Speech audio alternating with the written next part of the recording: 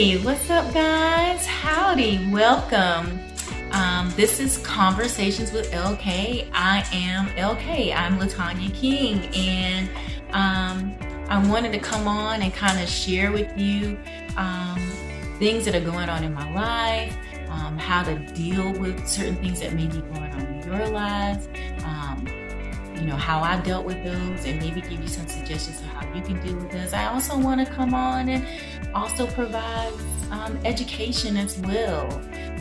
And so thank you so much for being a part of Conversations with LK, where we are going to have conversations.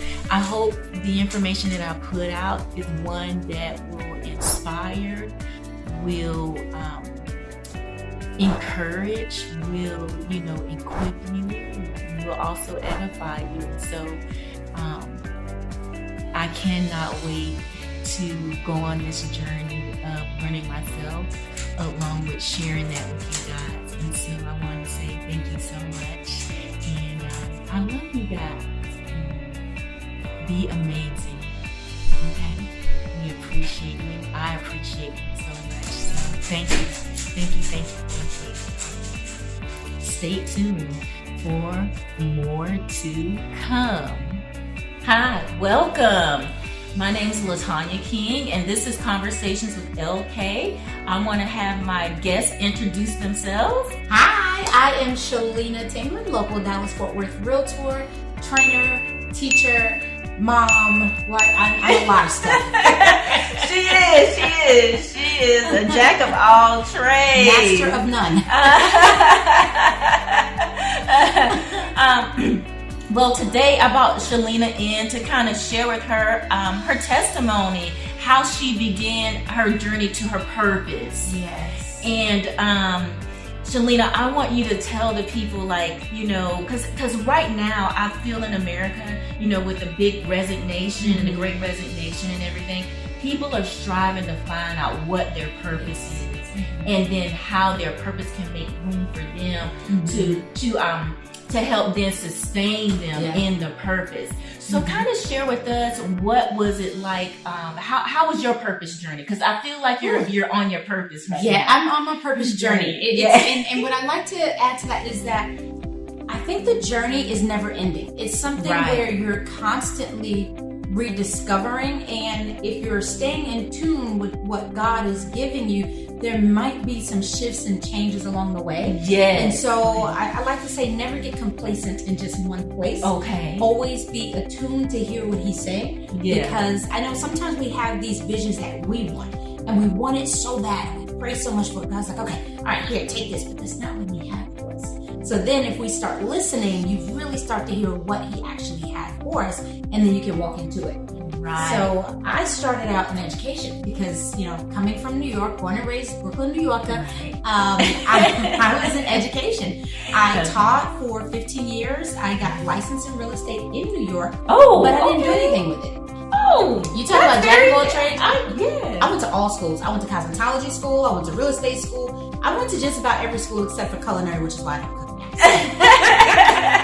But then, we moved here to Texas, and instead of going into teaching or into real estate, I said, let me try out the corporate world. I've never been in corporate America before. So wait a minute. You went, although you had a teaching degree, and although you had a real estate degree, you decided then to leave those to the side and go into the corporate world. I did. Okay. I did. Well, and it just was new to me. This was the first time I lived outside of New York. And so I didn't really fully understand or know what I wanted to do. And in the back of my head, it was, I'm going back to New York. This is only temporary. Okay. So let's not get comfortable. Yeah. Let's just do something while we're here. And the teaching license from New York to Texas is not reciprocal. You have to go back and take a couple of classes to get that certification.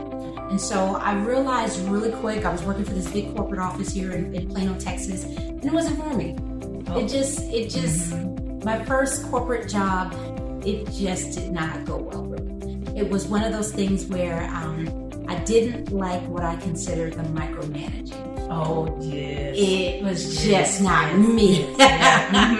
So this is not going to work. And so I ended up going back into teaching. And I did a year in Oak Cliff. I did a couple of years in Frisco, but I always still loved real estate. Okay. And then ended up getting my license here in Texas, and I did 2 years as a dual career agent. So I had a full-time job as a teacher, and I was doing real estate. Oh, until the burnout came. Oh, I would think so. Yes. Because at some point you can only see people not on their schedule but on yours, right? And what was interesting was none of my clients knew that I was a teacher during the daytime, unless they did some of their own digging or they were a client who also taught with me. They all just thought that my schedule was just super packed during the day.